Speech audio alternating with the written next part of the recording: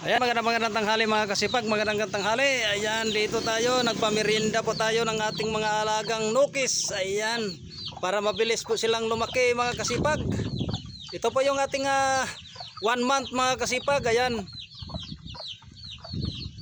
At ito naman yung ating bagong lang mga kasipag. Ayan, yung mga bagong pisa lang. Ayan. Ang ating naman mga 2 weeks mga kasipag. Ito.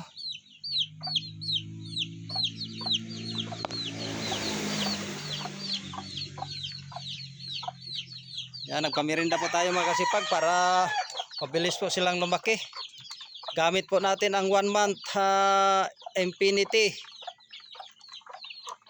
Chick Booster. Ayan mga kasipag. Ayan mga kasipag, sa pag-alaga lang talaga mga kasipag, tiyaga lang talaga. Kailangan lang po ng tiyaga para maging healthy po yung ating mga manok.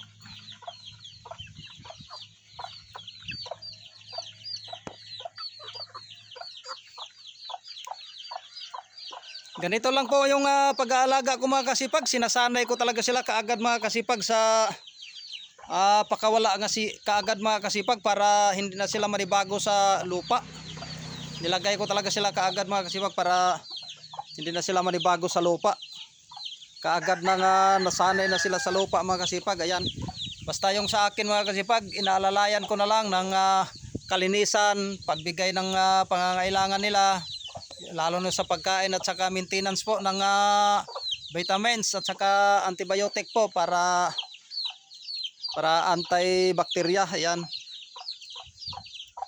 Ganito lang po yung sikreto po sa pag-alaga po natin ng manok mga kasipag. Ayan, kalinisan lang po talaga ang kailangan at saka yung maintenance po talaga nila mga kasipag para hindi po sila magkakasakit, lumaki po silang healthy. Ayan. Kasi pagka lagi ka pong naka-antibacterial mga kasipag, mahirap po silang kapitan po ng mga sakit, kaya lumaki po silang mga healthy. Ganyan lang po kasimple mga kasipag ang aking pag-aalaga. Ayan. Hindi na tayo kailangan gumasto pa ng malaki mga kasipag. Kailangan lang po kalinisan at kunting tutok lang po mga kasipag para maagapan po natin kung ano yung mga nararamdaman po nila. Ayan. Ayan mga kasipag, hanggang dito lang muna ang ating video mga kasipag. Ayan, shout out sa inyong lahat. Magandang tanghali po sa inyong lahat. Maraming salamat sa inyong panonood.